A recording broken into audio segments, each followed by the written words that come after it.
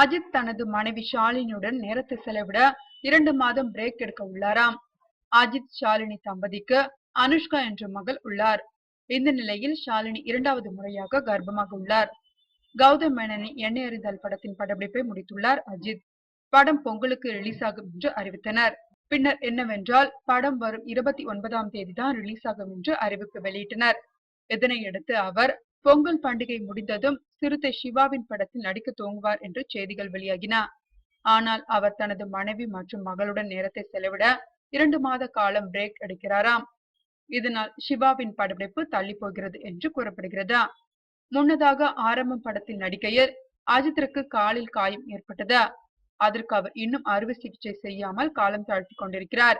ஒருவேளை இந்த குட்டி பிரேக்கில் அவர் அறுவை சிகிச்சையும் செய்து கொள்வார் என எதிர்பார்க்கப்படுகிறது.